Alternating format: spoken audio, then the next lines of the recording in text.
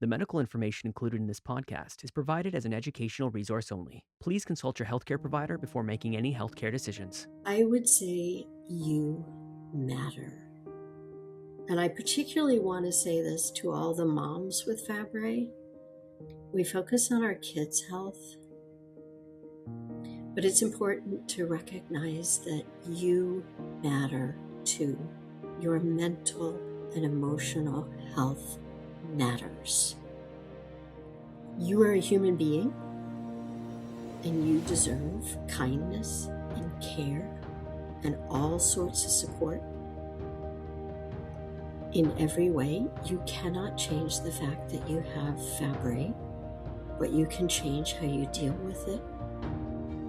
You can build that support network. And who knows, you may be just the support somebody else in their life needs as well.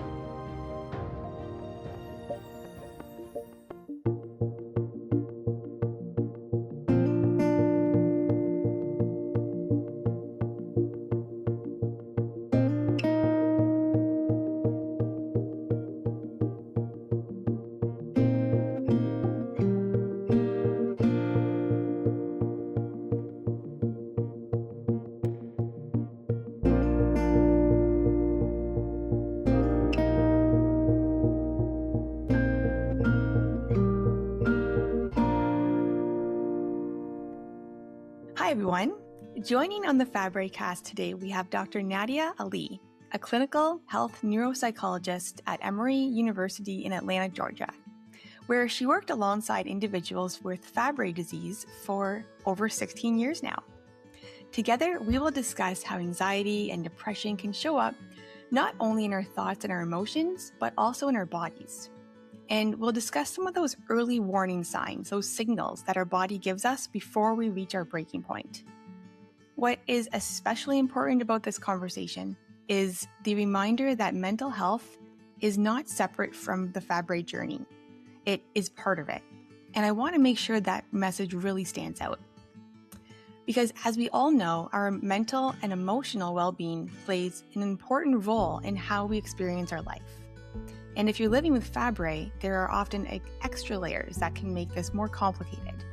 So this conversation invites us to look inward and, use curiosity and compassion to recognize our own patterns. And we will also talk about how to speak to your healthcare team about what you're feeling, because it's equally as important to share, your emotional feelings and your mental health with them as any other symptom. So Nadia, hi, and welcome to the Fabry cast. Hi, thank you so much, Julia, for inviting me to join you. I did watch some of your other Fabry cast episodes, and they are amazing. I am honored to join your list of guests. Thank you. Like you said, I am very passionate about mental health and it being just as important as the rest of your health, even though it's not always something that every doctor remembers to ask about. And so I've done a lot of talking about how if doctors don't, learning to speak up for ourselves and tell them how we're doing emotionally and mentally, that can be extremely powerful. But that means that we have to actually know how we're doing. And so, as you said, checking in with ourselves, taking our own pulse sometimes, honestly, to see how we're really doing. Because doctors, they know about medicine, but you know about you. True. Yeah. And I heard that you gave this incredible presentation recently at the conference in the US. And maybe that's a good place to start. Maybe you can take our audience through that conversation and that presentation. Oh, thank you. That was at the Fabry Sport and Information Group Expert Conference recently. And I had a wonderful, wonderful time there celebrating 30 years with them. They're an amazing organization. Agreed. A couple of years ago, I had been invited to join a global webinar, Okay. and I was asked to talk to doctors. The webinar was for doctors working with people with Fabry, and I was asked to kind of walk them through the process about asking people with Fabry about depression and anxiety and stress and their mental health, because believe it or not, doctors don't always know how to do that. Hmm. They don't know how sometimes to ask, and then they're not sure what to do with the answers. And it depends on, what medical school they went to, what generation they grew up in, all of that stuff. So we did a webinar. And then, like, I don't know, the next year, we did another webinar globally. And this time I was invited to talk to people living with Fabry about how to talk to their doctors. Okay. So we did it from both ends. Great. And I wasn't the only person on there. There were other physicians and people as well. But again, it's important, first of all, to remember that you're the expert on yourself and you're the expert on your Fabry. Okay. So usually when I talk to people, I start with the four-legged stool of well-being. Imagine this four-legged stool and you're sitting on it and it feels pretty stable because 4 legs is really stable. And the legs are the physical aspect of you, the emotional aspect of you, i.e. your mental health, social aspect of your life, the social support you have in your life, whether that's family or friends or whatever your social support network is. And then the 4th leg is the spiritual, whatever that is for you. And it's different for different people. But the point is that if all 4 of those legs are solid and strong, then your stool is stable, and you can sit there and enjoy yourself, read a book, have a glass of wine, whatever. You're not going to fall. Right. But if any one of those legs gets weaker, and they all do at any given time, I mean, they don't stay consistently strong. So if you're having a day where you're not getting as much social support, or another day where your physical is not doing as well, well, that's okay. Because if just one leg is weak, then you still have three other legs. And a 3-legged stool is perfectly fine. You can balance nicely on a 3-legged stool. But if any 2 of them, it doesn't matter which ones, if any 2 of them are not doing so good at a specific time, it's really hard to balance on a 2-legged stool. It just is.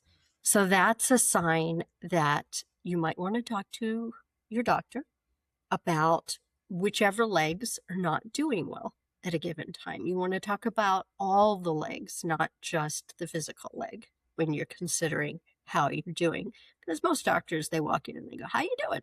Right. And so you want to consider how you're doing physically, emotionally, mentally, socially, and spiritually.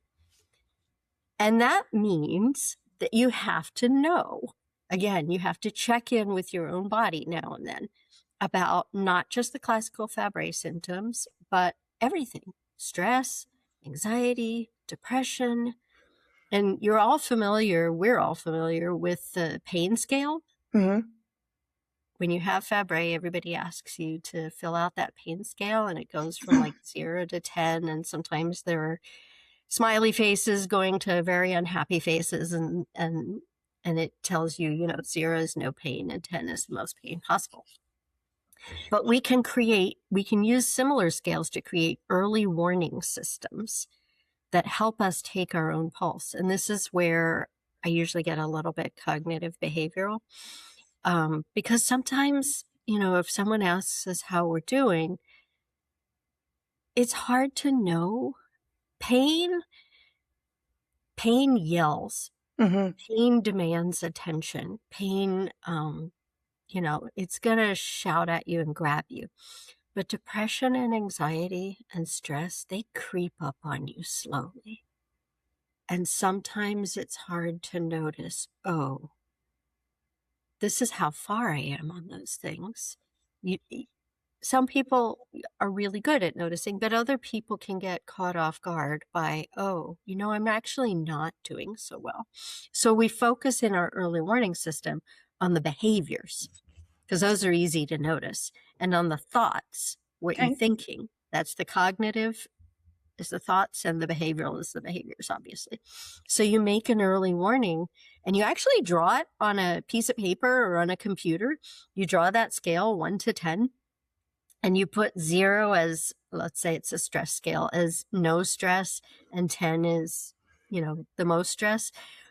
But instead of just leaving it there or putting smiley faces, you write down your stress behaviors and your non-stress behaviors, because that it's different for all of us. What I do when I'm stressed is probably different than what you do when you're stressed, which is definitely different than what my husband does when he's stressed. So it has to be very individualized, which is why you have to create it ahead of time. So, that you can think, what does a 4 look like for me? What does an 8 or 9 look like for me? For someone else, it might be, I know I'm getting up to an 8 when I notice I'm not returning phone calls, or I'm thinking about calling in sick. Or for someone else, it might be like, I know I'm moving towards a 7 when I turn down my best friend's invitation to go out to dinner because I'm too drained to talk to someone else. Right. So I'll give you some examples from mine. Okay. And I won't give you all of them, but you would actually write out thoughts and behaviors for every number on the scale of 1 to 10. So at a 1, I fall asleep easily. Good one. I am not thinking about anything beyond the given moment. I'm not worrying about what the next thing on my to-do list is. I'm just totally relaxed. My muscles are relaxed and I'm present in the moment. Those are behaviors and thoughts. Okay. Then like on a 4 on my stress scale, that's when I'm going, okay, what's the next thing on my to-do list? What do I have to do after this? How am I going to get all these things done in one day? And I'm, you can function at a 4. 4 is not that bad, but it's a faster paced day. Mm-hmm. And so it's a little more on the stress scale. At a 5, I will play with and chew on my lip, which is not a terribly attractive behavior, but that's what I've done since childhood. So, when I notice myself doing that, and by the way, if you don't know what your stress behaviors are, ask the people you live with, because they know. True. What they are. Your partner or your children or whoever it is you live with, your parents, can tell you what you do when you're stressed. So when my kids see me chewing on my lip, they're like, oh, stay out of mom's way. Yeah. And so at a 6, that's when I can't turn off my brain to sleep. It's just very difficult. I'm worried about what I have to do the next day. I'm thinking about what I haven't done today, all that stuff. At a 7, I start snapping at my kids unnecessarily, as opposed to when they deserve it. At an 8, I'm a little bit of an introvert. So when I get really stressed, at an 8 is when I don't want to be around other people. If I notice, like I'm not answering the phone, I'm not responding to emails, I'm just sort of avoiding other people, maybe not totally consciously, but that's why you do your behaviors. Then I'm up to an 8. At a 9, that's when I don't want to be even around my cats. And I love cats. I call my cats my therapy cats. They're stress relieving for me. But if I find myself going, no, I don't even go away, to the cats, then I know, okay, I need to pay attention to how I'm doing, because I need to take some measures to bring my stress back down. So that's an example of using thoughts and behaviors to create your own early warning system. And you do that for stress, and you do that for depression. It's separate one. Okay. Separate one for stress, separate one for depression, because, my depressed behaviors and thoughts will look different than my stress behaviors and thoughts, and same for everyone else. And my anxiety early warning system. And with anxiety, you may not only look at the behaviors, but you may look at how many times they occur and how short or long is the interval in between when they occur. And having these scales, just actually drawing them out ahead of time, helps us recognize how we're doing it. And then we can breathe. We can take measures to help reduce the anxiety or the depression or the stress. And we can also put them on our checklist, because that's the next thing. We're talking about, talking to your provider. The first thing is to actually know how you're doing. And that means building these early warning systems. The next is keeping a checklist. So you can do that. And I'm sure many people already do. You can do it in a notebook if you're a notebook person, or you can do it on your phone if, that's easier, in the notes page. And you want to add to the list as things come up, because the time when I think about things is like when I'm in the shower, or when I'm falling asleep at night, or whatever. And so that's something where you could, okay, maybe not in the shower. You don't want to take your cell phone in the shower. But like when I'm falling asleep, I can reach over to the nightstand and pull it out and enter, oh yeah, I need to talk to the doctor about that next time I see them. Because we all have those thoughts.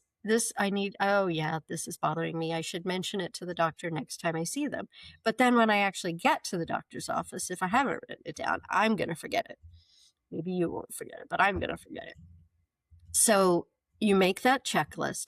And if you find yourself creeping up on any of your early warning systems to a higher number, you put it on your checklist as well as something to talk to the doctor about. And then you bring that checklist with you to all your appointments. You take notes on what your doctor says about each item on the checklist, as well as any other topics, that come up. And then you bring the list back with you to the next appointment to compare, oh yeah, this is how I was doing last time I was here. And did that get better or worse? I forgot we talked about that. Did that get better or worse? I tried what you said, and and it helps you have a conversation with your doctor. And I emphasize conversation, because it should be a conversation. It should not be your doctor or your genetic counselor or whoever it is that you're seeing. It should not be them talking at you. Right. It should be them listening to you in a two-way conversation. And this helps, they take notes on you and they put it in their chart. You can take notes too. And I know many people already do, and bring that back with you. So making an early warning system, starting a checklist, and you consider all the aspects of that four-legged stool: the physical, the emotional, mental, and the spiritual. And then when you get to the day of your doctor's appointment and you're actually ready to talk to them about these things, I know every hospital, every clinic is slightly different. Every doctor is slightly different, but there are probably some similarities. So here at Emory, they give you a form when you get there, and you're supposed to confirm the medications. Are you still taking these? Have you added any new ones? And maybe confirm your insurance and your address and all this stuff. And then at the bottom of the form, it's like, what's the purpose of your visit today? What do you want to talk to your doctor about? And you look at your checklist and you go, oh, there are 3 things on my checklist that I wanted to talk about. So put those things on the form. That form you hand to somebody, and they take it, and ideally somebody looks at it. But you don't rely just on that. Okay. So the next thing that happens is they put you in a room, and somebody here at Emory, usually a medical assistant, comes and takes your vitals. They take your blood pressure and your temperature and weigh you and all that stuff. And then here at Emory, they'll ask you, what do you want to talk to the doctor about, if they're a good one? And you say, I've got these 3 things that I want to talk to my doctor about, and it's X, Y, and Z. And they will go give the doctor a heads up. Hey, okay, I got Miss Nadia in there, and she wants to talk to you about these 3 things. And that helps the doctor come in already knowing and structure the appointment. But I don't rely just on that either. Then when the doctor gets that, they're like, hi, when the doctor comes in the room, they're like, hi, I'm Dr. So-and-so. Or, if they already know you, hi, it's good to see you again. How you doing? And you go, hi, it's nice to see you too. I have 3 things. At every opportunity on the form, when they take your vitals and when the doctor comes in, I have 3 things, and this is all at the very beginning of the appointment that I want to talk to you about, and they're X, Y, and Z. And the doctor writes this down and goes, okay, we can talk about those. Now, maybe when you get to one of them, the doctor listens, because a good doctor should listen, and they may say, okay, so what I think we need to do is you need to see this other doctor. So I'm going to give you a referral because they are the expert on whatever X is. And so, okay, great. Now you have a referral and you can move on to the next step. Or it might be, that the doctor can actually talk to you and answer, you can address together whatever Y and Z are. And you take notes on your checklist.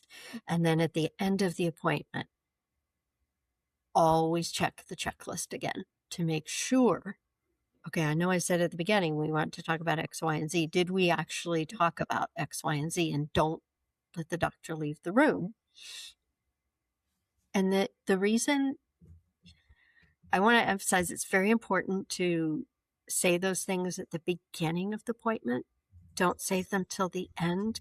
Because if you wait if you just say, if you let the doctor lead the conversation, in other words, they will talk to you about what they think is important, which probably is important, but they may not know about these other things. And then at the end, they'll ask you, anything else that we need to talk about today? And then if you wait till then to go, oh, I have these 3 things, then they've run out of time.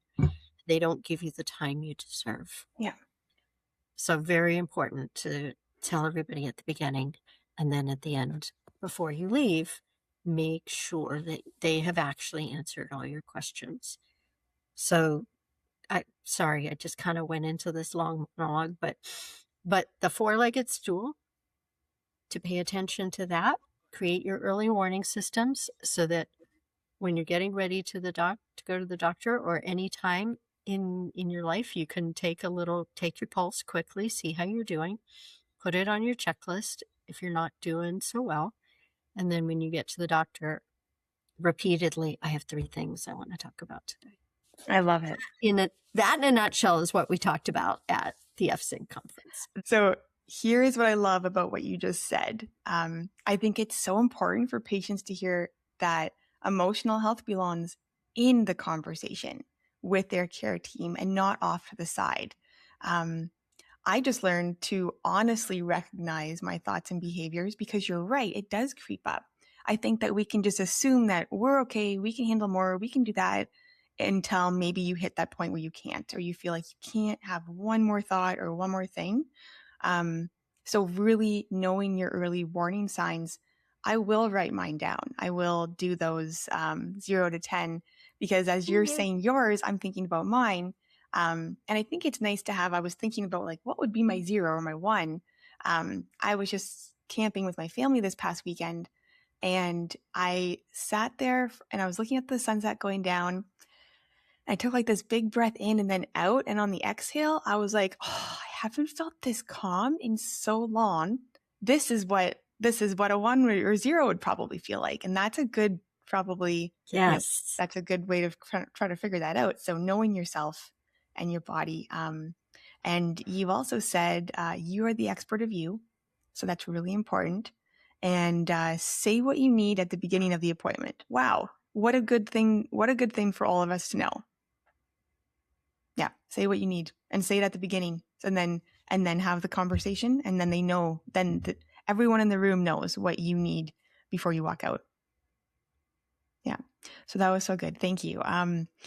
I have so many questions here and so many things to talk to you about. I was trying to think of a kind of a creative way that we could hit some of these really kind of actually quite heavy things that people are probably feeling with Fabry. And so I want to try doing something a little different.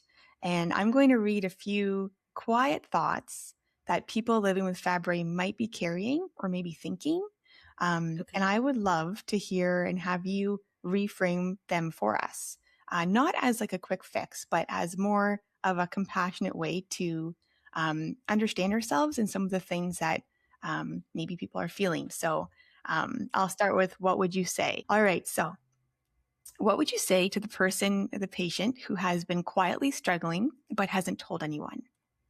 Oh, um, I would say, well, first off, I would say that you never have to share your Fabry struggles if you don't want to. Let's start with that. You never have to. I mean, it's a good idea to tell your doctor, but outside of your doctor's office, you never have to share if you don't want to.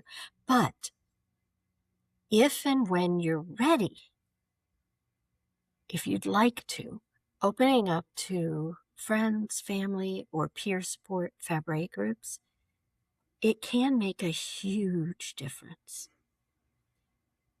I would also say that you don't have to share with everyone.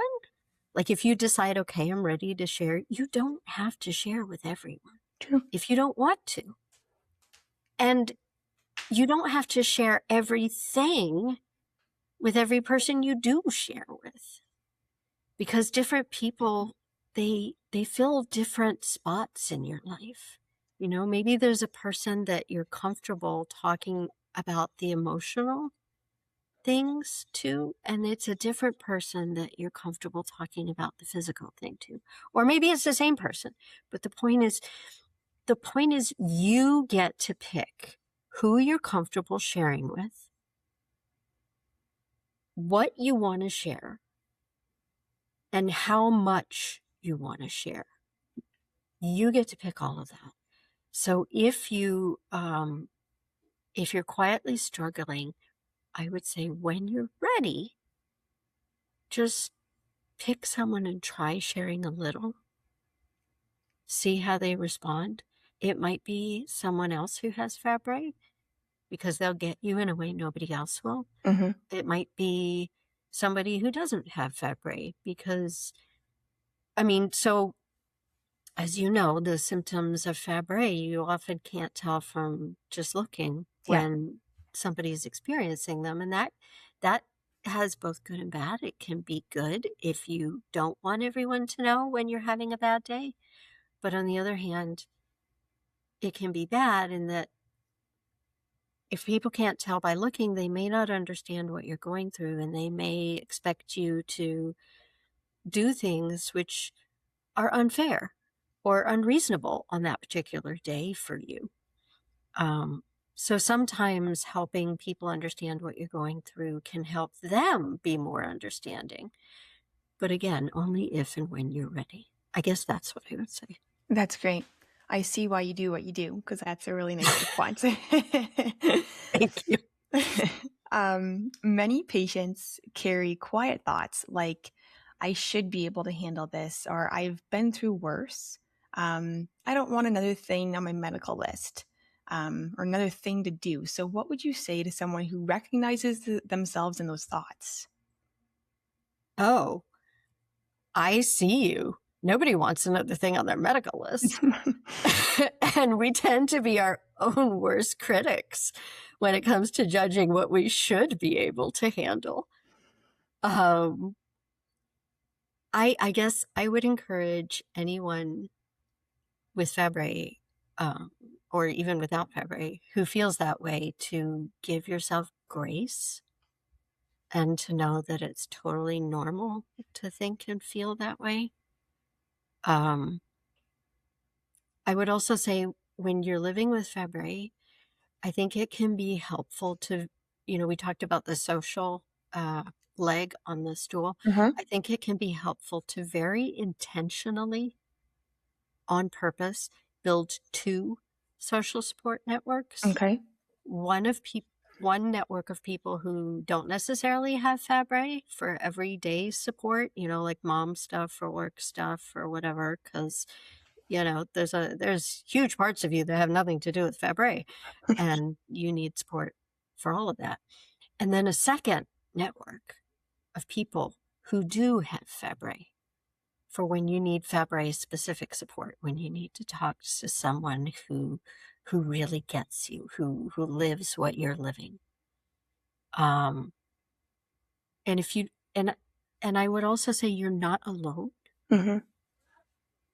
If you don't know anybody else with Fabry, please know you're not alone. there are a lot of other people out there with Fabry outside of your family. Um, if you haven't, I mean, that's what the Canadian Fabry Association is all about. We have two of them here in the US. We have the Fabry Support and Information Group, and we have the National Fabry Disease Foundation. And then globally, there's FIN. I absolutely love FIN. It's Me the too. Fabry International Network. And it's also built the most wonderful young adults community over the past 5 years for those ages, I think, 18 to 32. But again, at whatever age, you're not alone. Dip your toe into some of those national advocacy groups. It's a great place to start if and when you feel ready.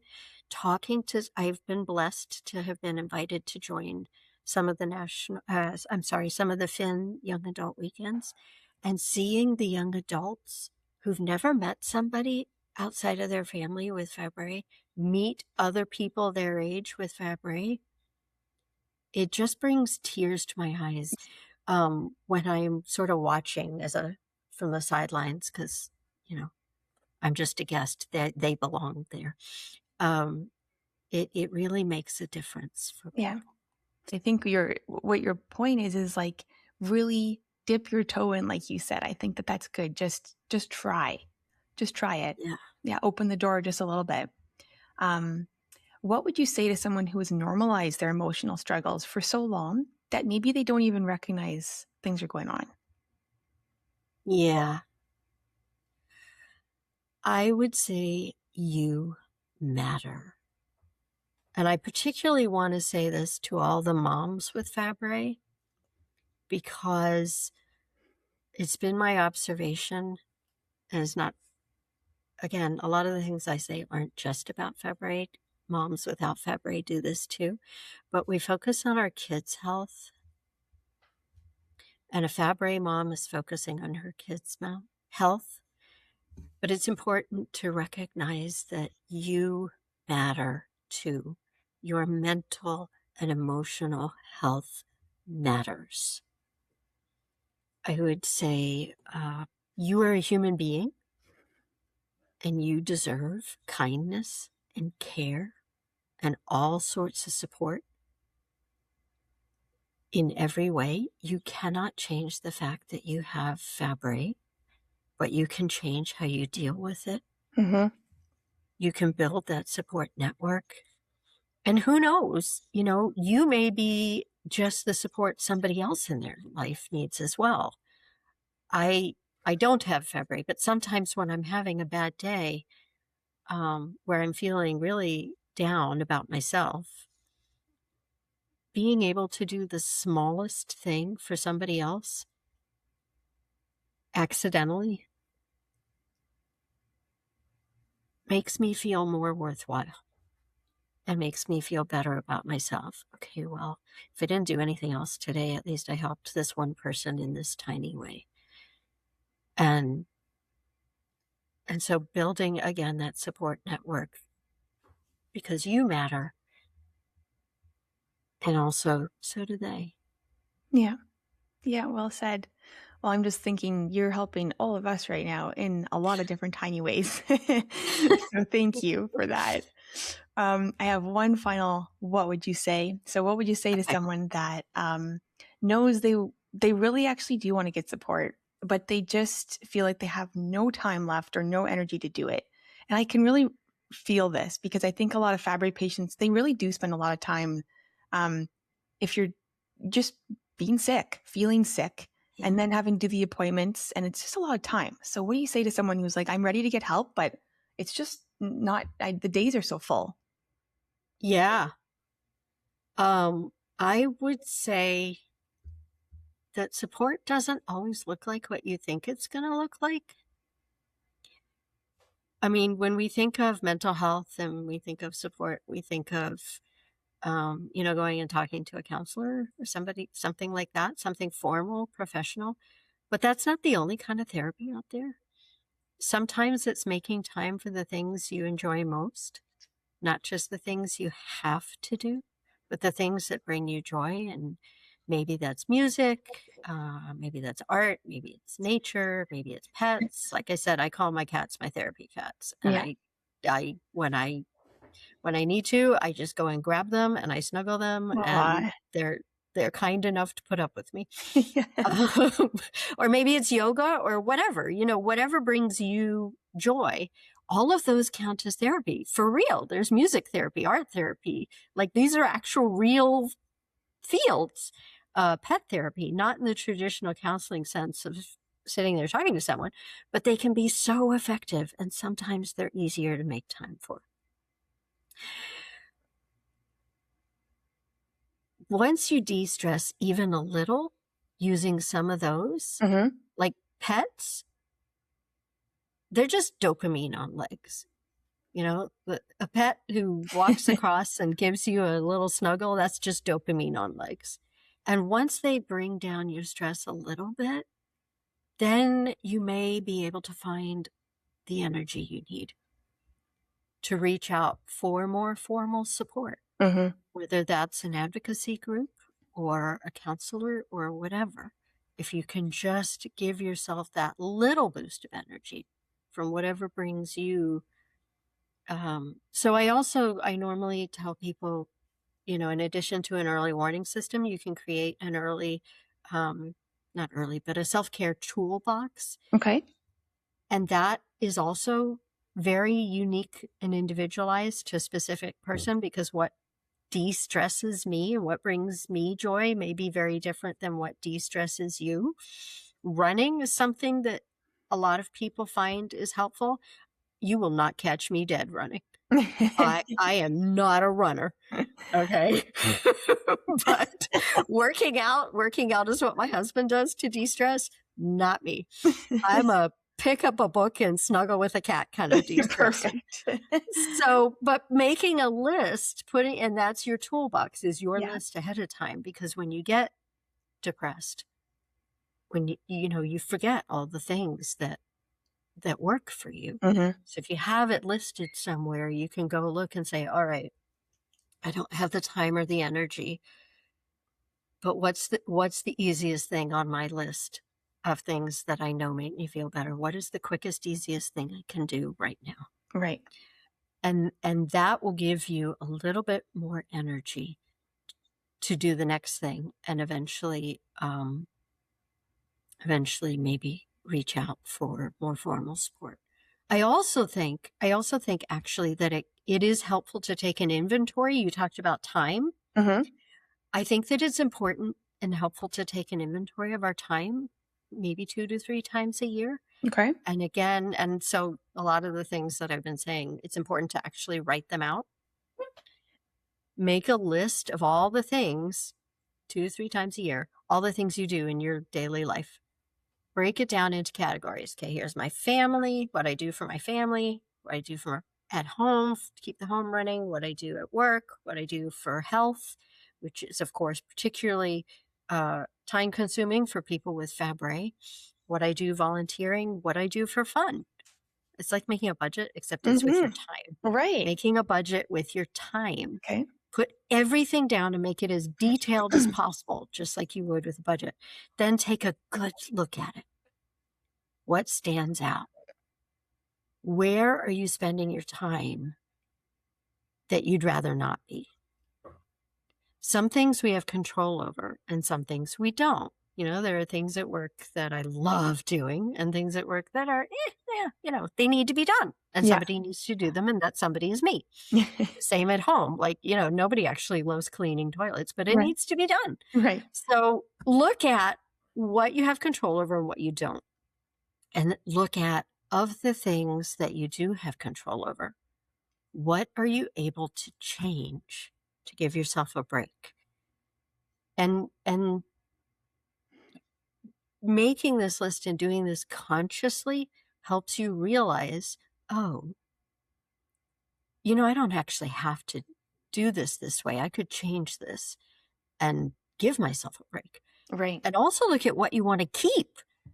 Like, the things that bring me joy, I want to keep. My kids, they take up a lot of time and energy. But I'm still going to keep I them. want to keep them. Yeah. I love my kids. Ditto for my husband. I'm not going to get rid of them. But now that my kids are old enough, I can teach them how to do their own laundry so that I don't have to spend the time and energy doing that for them. I can teach them how to make their own breakfast. There are things that I can change without getting rid of the things I love. Yeah. To help give me more time and energy, because I don't have, and that's the other thing. You don't have to do everything. There's delegation, division of work at home, at work, out in the world in general. We're not capable of doing everything, and holding ourselves to that standard is just completely unrealistic. So I think I'm wandering off topic really badly now, but where we can, sharing the load. If you don't have time or energy, are there things that you can give to somebody else? And, if you teach your kids to do these things, you're helping them too. Eventually they're going to grow up and need to know how to do these things. Yeah. So it's a win-win. I think that I would like to do a time inventory. I remember when I first started this role, there was a whole lot of things that needed to be figured out. And it was about a year in, and someone said to me, have you ever done an inventory of your time at work and the way that you're spending the time?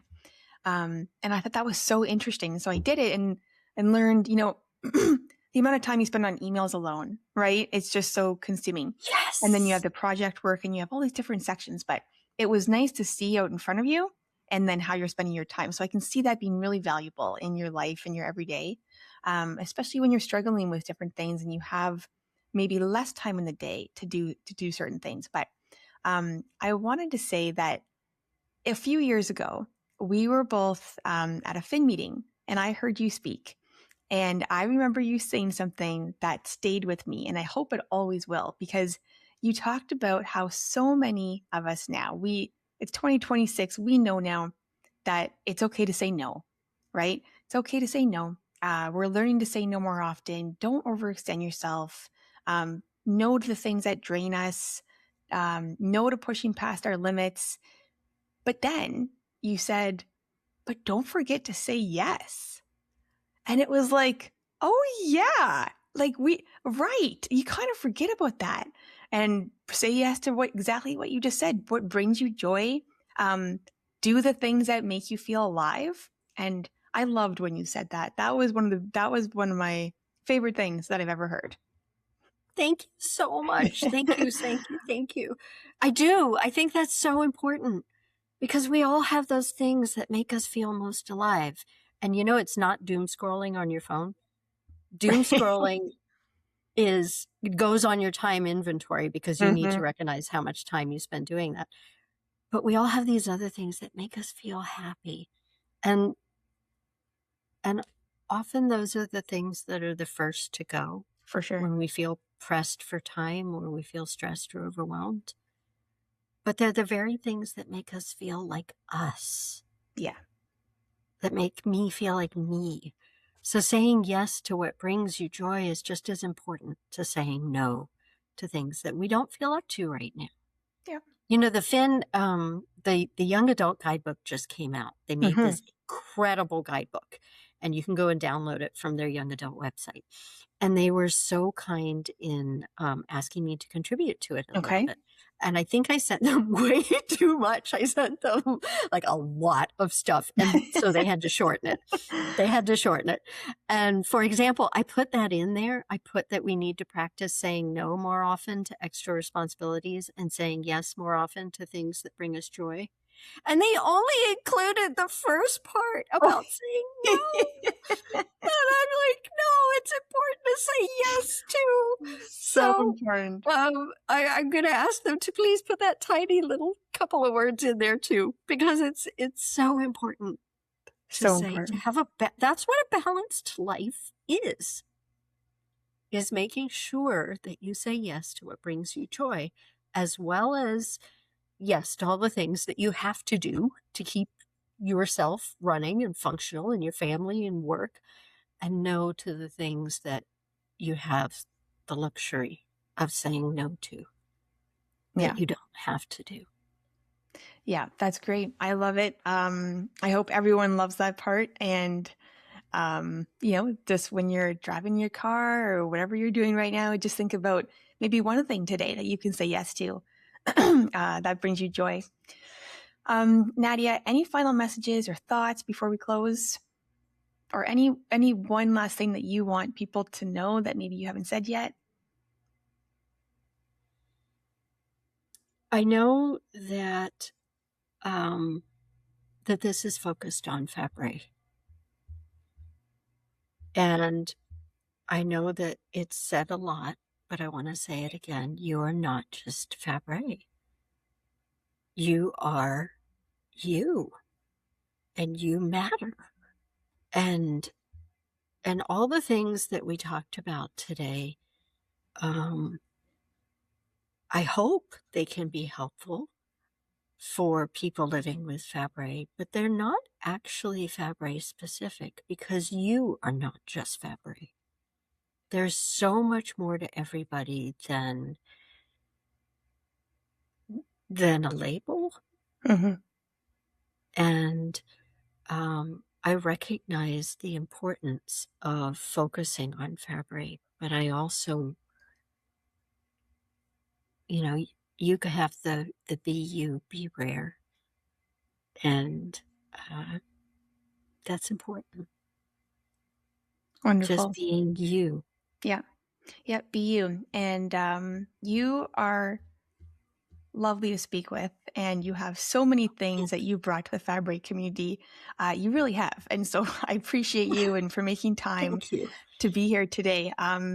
You've made it really personalized, and I love that. And then you made it clinical. You just really focused on asking ourselves to look within and really pay attention, really trust it as well. So hear what your body's telling you and then respond with compassion.